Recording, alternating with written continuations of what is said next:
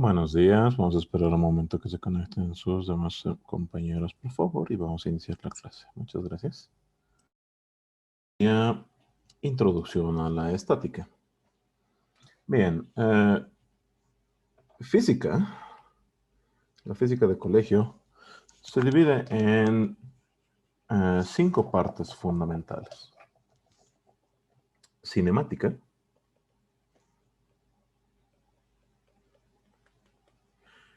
dinámica, estática,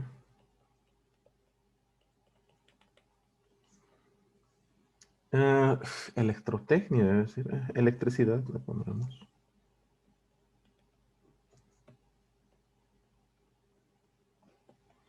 Y finalmente, física teórica. No sería física cuántica, por así decirlo.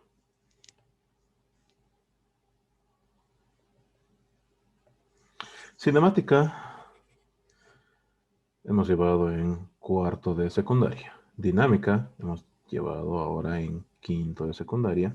Estática vamos a terminar este año, quinto de secundaria. Y estos dos es para sexto de secundaria. Hay más temas. ¿Ya? Por ejemplo, la dinámica se puede dividir en dinámica de sólidos y dinámica de fluidos. Nosotros ya hemos llevado esto. Luego de llevar estática, vamos a llevar dinámica de fluidos. Bien, entonces, esto ya está, y nos toca estática. Bien, en resumen, ¿qué es la cinemática?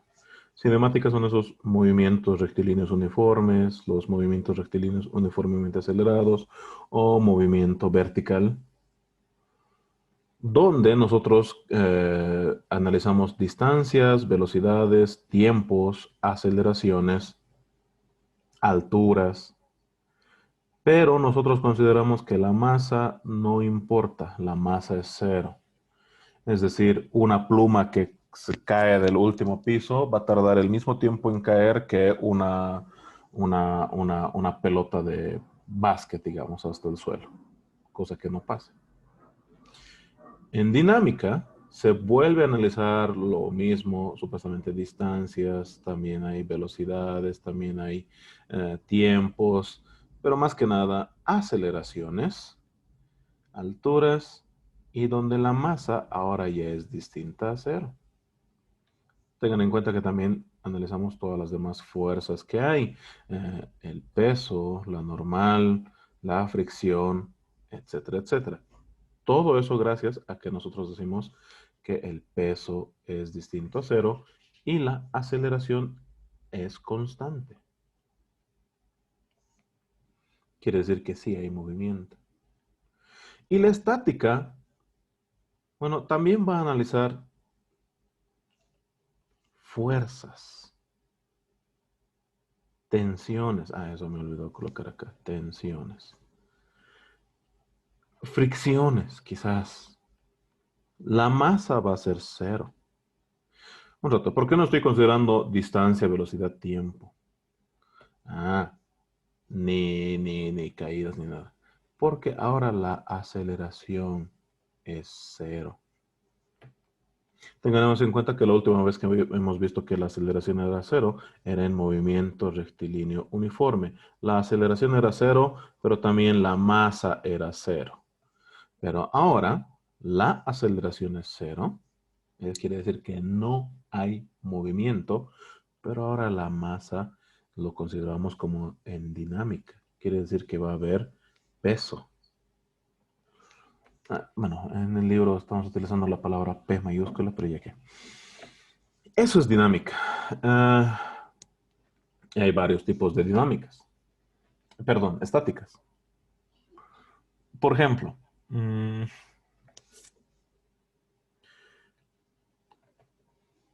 ejemplo de dinámica es si aquí hay, digamos, un bloque de tal cantidad de masa y está unido con una cuerda a otro bloque de otra cantidad de masa. Suponiendo que la masa 2 es mayor que la masa 1, el bloque 2 va a ganar y la aceleración va a seguir ese camino. ¿Ya? Y nosotros podemos calcular tensiones, podemos calcular pesos, podemos calcular normales, podemos calcular fricciones. Eso es dinámica, un sistema que se va a mover, que tiene aceleración. ¿Cómo es estática? Podría ser mi mismo ejercicio, pero ahora mi masa 2 está colgado del techo.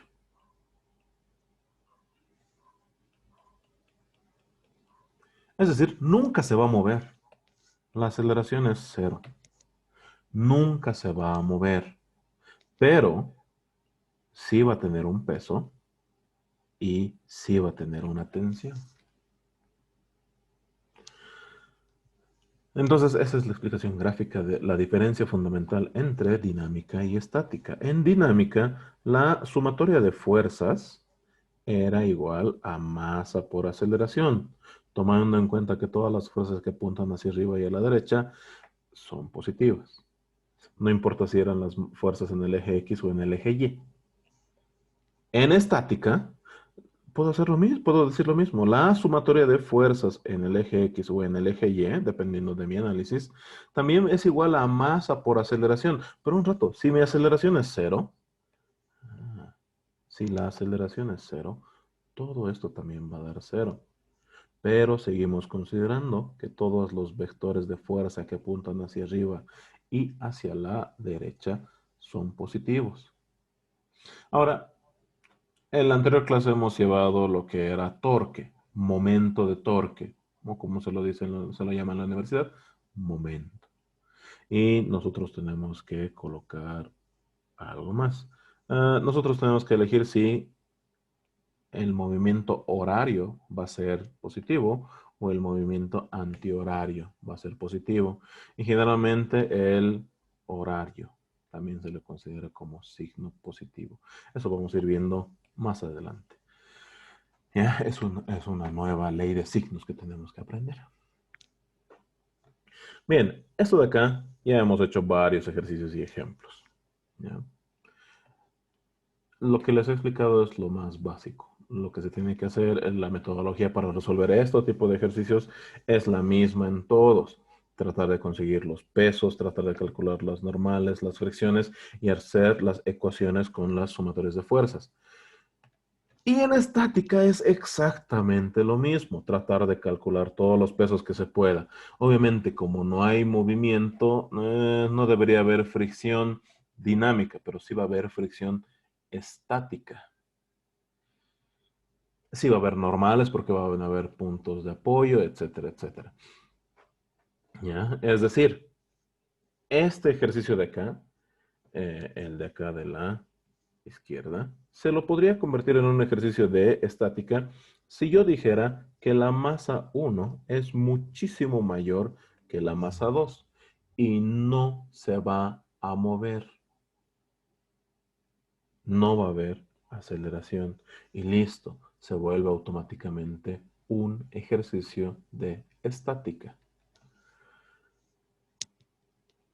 Bien, otra vez, estos ejercicios se los entiende mejor haciendo ejercicios. Pero hagamos entonces un ejemplo. Hagamos este ejemplo de acá. Perdón, hay dos tipos de estáticas. Entonces, expliquemos a la rápida cuál es la estática, la primera que vamos a llevar. La estática con fuerzas concurrentes. Fuerzas concurrentes. Está mi doble R, no se ve bien. Ya está, concurrentes. ¿Qué son fuerzas concurrentes? Bueno, son fuerzas que apuntan, salen o apuntan hacia un mismo punto. Mi ejemplo de acá es un ejemplo claro de fuerza concurrente, porque mi tensión nace del centro de gravedad de mi masa 2 Y el peso también nace del mismo punto, del centro de masa de la masa 2. Como nacen del mismo punto, yo podría reescribir. Yo no tengo que volver a escribir todo hacer este dibujo para entender que estoy trabajando tensión 2, peso. Yo puedo resumir todo este dibujo con esto, solamente haciendo un diagrama de cuerpo libre, tensión y peso. Y aquí veo claramente que las dos fuerzas nacen de un mismo punto. Cuando sucede eso, estoy trabajando con fuerzas concurrentes. Y la regla es que la sumatoria de todas esas fuerzas concurrentes da cero. Las fuerzas concurrentes pueden apuntar en cualquier sentido, no tienen que ser así como esto, que apuntan hacia arriba o hacia abajo. Lo mismo puede pasar, por ejemplo, un ejercicio de estática podría ser en un plano inclinado.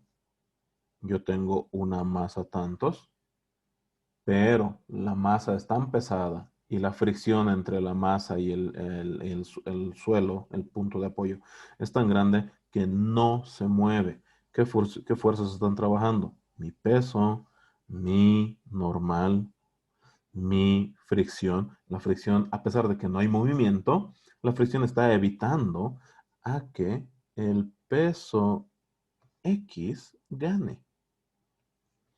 Entonces, esto es otro ejemplo de fuerzas concurrentes. Todas las fuerzas nacen de ese punto verde, de mi centro de gravedad. Alguien va a decir, pero un rato, ¿y este peso X no está naciendo de ese punto? Ok, porque yo lo he escrito ahí abajo para que sea más fácil de entender de dónde sale. Pero en realidad el peso Y es como, perdón, peso X es como si estuviera ahí arriba. Entonces ahí vemos que todas las fuerzas nacen de ese punto verde, nacen de ese centro de gravedad. Ya. Ahora, ¿qué es lo que vamos a hacer ahora? Bueno, como esto es un ejercicio de estática, yo sé que mi sumatoria de fuerzas en el eje X o en el eje Y, no me interesa, pero depende de cuál quiero analizar primero, tiene que dar cero. Entonces ustedes dirán, esto es muchísimo más fácil que dinámica. Sí, sí es. ¿Y por qué rayos hemos llevado dinámica primero y no estática? Bueno, porque así estaba el orden en el libro. Cuando yo llevo esto con estudiantes de la universidad, llevo primero estática y luego recién dinámica. Porque las fórmulas que se crean son mucho más fáciles de resolver. Ya, entonces, estática. Los pasos van a ser los mismos que en dinámica. ¿Ya? Supongo que esa es la razón de por qué el libro lo está haciendo así. Porque son los mismos pasos. La única diferencia es que ahora mis sumatorias de fuerzas ya no son masa por aceleración. Porque como no hay aceleración, porque está todo quieto, la sumatoria de fuerzas da igual a cero. Hagamos un ejemplo sencillo antes de hacer los ejemplos más difíciles. Mi primer ejemplo sería, ¿qué pasaría si yo tengo... A ver, está colgando del techo. Ah, ¿qué está colgando del techo? Y digamos que tengo mi letrero de mi restaurante que está colgando del techo. ¿Ya? Eh, y ese letrero es de puro metal y pesa 5 kilogramos. Perdón, tiene una masa de 5 kilogramos. Yo quisiera averiguar, bien, la cuerda que tengo que comprar para que sostenga ese letrero. ¿Qué tan grande tiene que ser? Perdón, qué tan resistente tiene que ser? Tengan en cuenta que las cuerdas hay de, digamos, que las que cuestan el metro, digamos, un boliviano, las que cuestan el metro 5 bolivianos, las que cuestan el metro 50 bolivianos. ¿Cuál es la diferencia? La que cuesta un boliviano tiene una tensión máxima, es decir, solamente puede soportar una tensión de 2 newtons, digamos. La de 5 bolivianos puede soportar 50 newtons. Y la de, le pondremos aquí 10. ¿Por qué no? 10 newtons. La de 50 bolivianos aguanta 100 newtons. Así es como yo puedo buscar en mi catálogo de cables en la ferretería. Entonces, ¿cómo voy a elegir? No voy a elegir el más caro porque, porque es el más caro, el mejor. Tampoco voy a elegir el más barato porque no tengo plata. Se va a romper mi cable. Eh, Obviamente uno diría, ok, pero ¿cuál necesito? Y yo tengo que buscar, averiguar, calcular cuál es el cable que necesito. En los pasos son estos. Entonces están viendo que, un rato, esto ya tiene aplicaciones de la vida real. Sí, hacer esto es algo que se hace en ingeniería civil. No hay ningún lío. El peso está apuntando hacia abajo y la tensión está apuntando hacia arriba, como hemos aprendido en dinámica. Podemos calcular rápidamente que el peso es igual a la masa 5 por la gravedad, que hemos dicho que es 9,81. Ahora, ¿dónde está mi calculadora? Aquí está mi calculadora. Sí, le he vuelto a poner pilas a mi calculadora científica para hacer algunos cálculos chistosos. Entonces, 5 por 9,81, esto es 49,05 newtons. Este es el peso. Ya. Y no hay ninguna fuerza más para calcular. Lo que yo tengo que analizar ahora es decir lo siguiente. Mi sumatoria de fuerzas va a ser cero. ¿Pero qué fuerzas? ¿Horizontales o verticales? Yo veo en mi dibujo, solamente hay fuerzas verticales. Entonces, mi sumatoria de fuerzas en el eje Y, en el eje Y, en el eje vertical, tiene que dar cero. So- Sabiendo que las que apuntan hacia arriba van a dar positivo. Entonces, reemplazo. Mi tensión está apuntando hacia arriba. Así que, tensión positivo. Mi peso está apuntando hacia abajo. Y esto da igual a cero. Y vemos que el peso puede pasar al otro lado a despejar. O, a ver, podríamos reemplazar datos. El peso es 49,05 igual a cero. Y puedo despejar el tiempo. Para despejar el tiempo, este número, que no es perdón, la tensión, la costumbre de ver T y escribir como tiempo. Entonces, ese 49,05 puede pasar al otro lado con el signo cambiado, con signo positivo. Está haciendo la función opuesta. Estaba restando y ha pasado a sumar. Y listo, ya hemos calculado la tensión. Entonces ustedes están viendo que, un rato, si mi sumatoria de fuerzas va a ser igual a cero, va a ser casi como siempre calculábamos la normal. Eh, Porque ustedes sabían que en un objeto apoyado tengo mi peso, tengo mi normal, y yo les decía, mi sumatoria de fuerzas en el eje Y, a pesar de que yo lo estoy moviendo horizontalmente, mi objeto no se va a mover de arriba hacia abajo, así que decíamos que en el eje Y va a ser cero.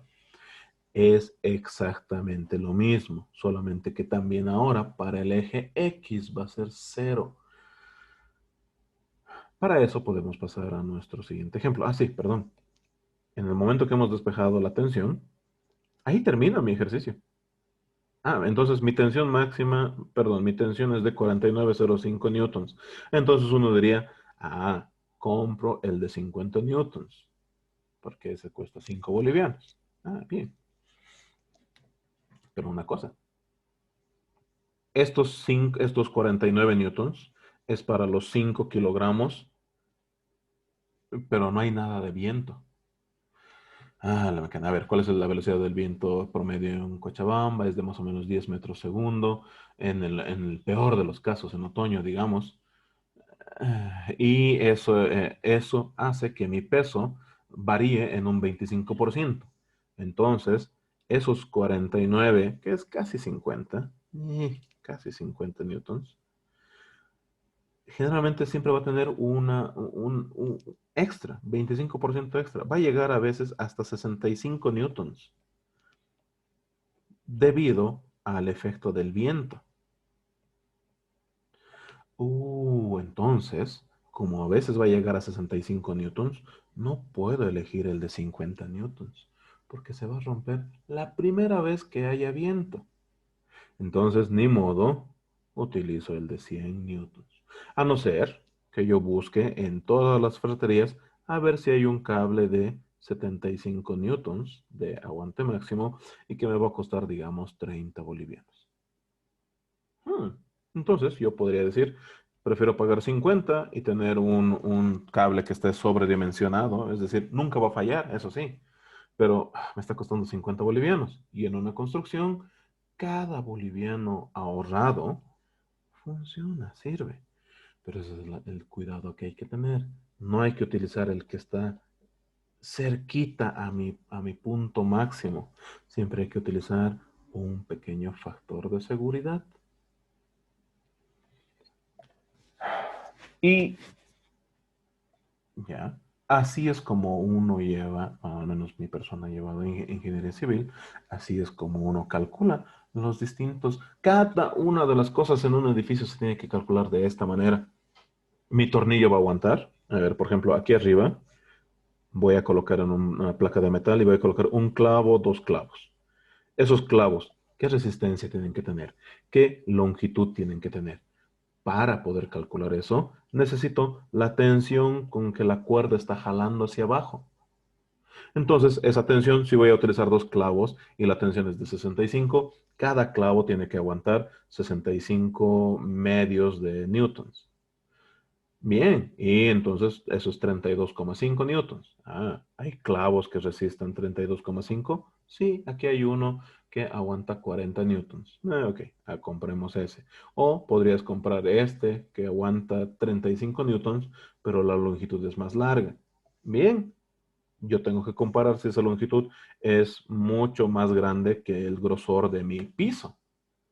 Si mi grosor de mi piso es de 10 centímetros y mi cálculo me sale que el clavo tiene que ser de 15 centímetros, hay que volver a calcular. Entonces, no solamente tienen que ser dos clavos, tienen que ser tres, cuatro, cinco, seis clavos.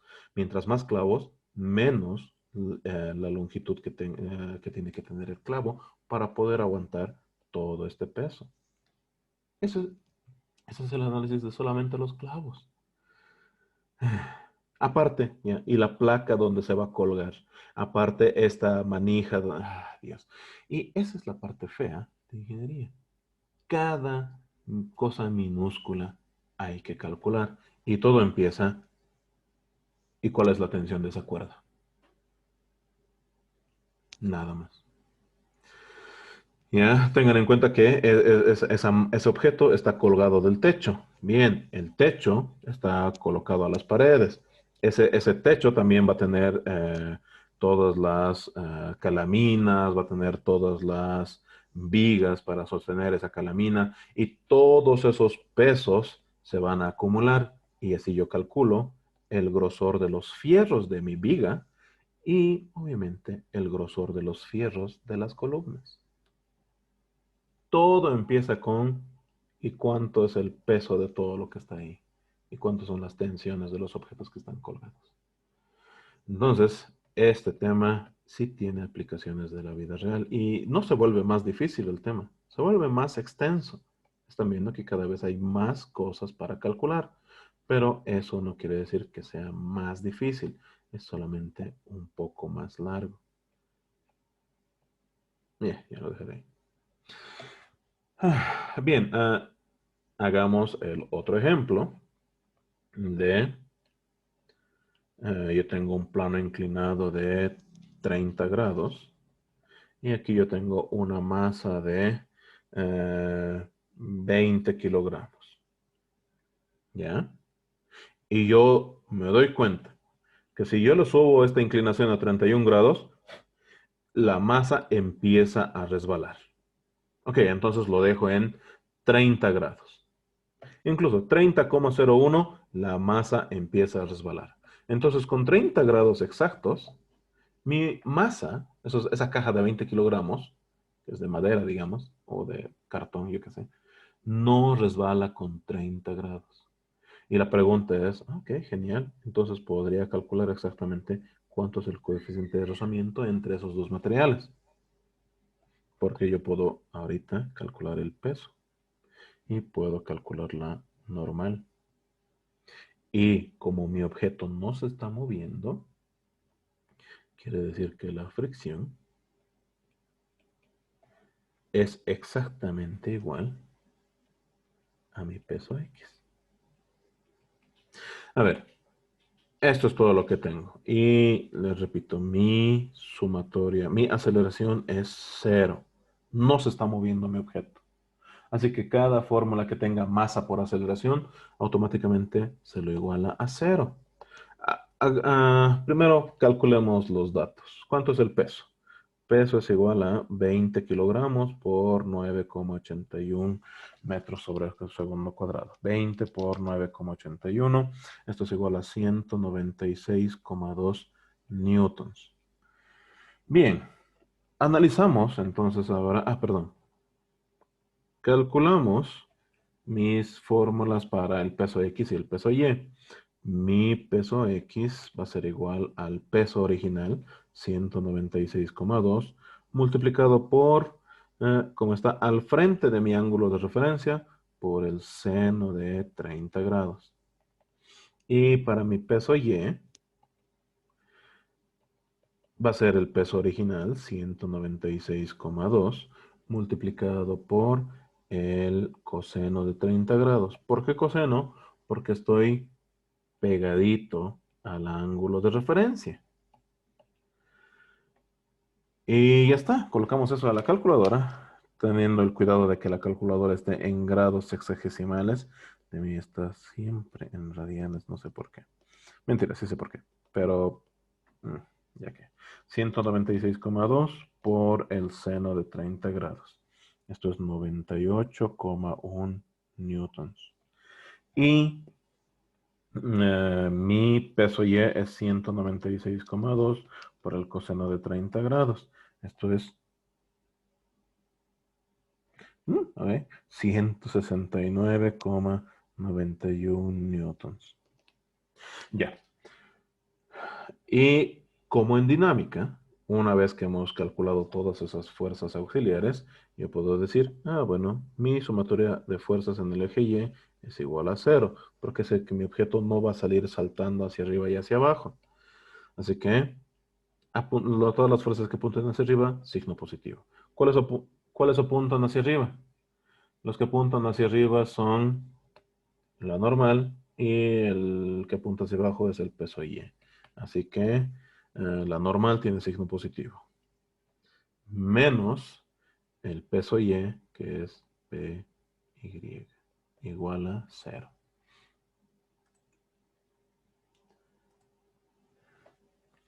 Bien, ahora ¿qué hacemos? Despejamos la normal. La normal es igual al peso Y. Y nosotros ya hemos calculado cuánto es el peso Y. Es 169,91. 191 newtons. Y listo. Ya tengo todos los datos para empezar a trabajar y para calcular mi coeficiente de rozamiento, que esa sería la pregunta de este ejercicio. Ya hemos hecho el análisis en el eje Y. Ahora hacemos mi sumatoria de fuerzas en el eje X, que también tiene que dar 0, porque mi objeto no se está moviendo. Eh, las fuerzas que apuntan hacia la derecha, positivos. Entonces, ¿qué fuerza apunta a la derecha? Fricción. Y el peso X como apunta a la izquierda, negativo. Así que fricción positivo más fricción menos peso X igual a 0. Entonces yo sé que mi fricción es igual a mi peso X. Y mi peso X en realidad es 98,1 newton. Y listo. Lo único que me falta para calcular mi coeficiente de rozamiento es saber que la fricción es en realidad normal por coeficiente de rozamiento. Yo puedo despejar el coeficiente de rozamiento mandando esta normal que se está multiplicando al otro lado a dividir. Entonces mi fórmula es coeficiente de rozamiento igual a fricción dividido entre la normal. Reemplazo todos los datos. La fricción era 98,1 y mi normal 169,91 dividido entre 169,91. 91. Newton, Newton. Estoy viendo que al hacer esa división, las dos unidades se simplifican, así que mi resultado es adimensional. Quiere decir que no tiene una dimensión. 98 dividido en 369,91. Esto es 0,58 a dos decimales. Y esta sería mi respuesta a cuál es el coeficiente de rozamiento.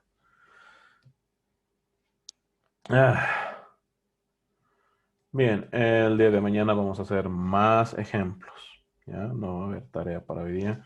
Solamente presten atención, por favor, a esto. Si quieren ver más ejemplos, en el libro, aunque los ejemplos del libro son bien raros. Aquí está. Este es el ejemplo que vamos a hacer mañana de módulo 1. Módulo 1. El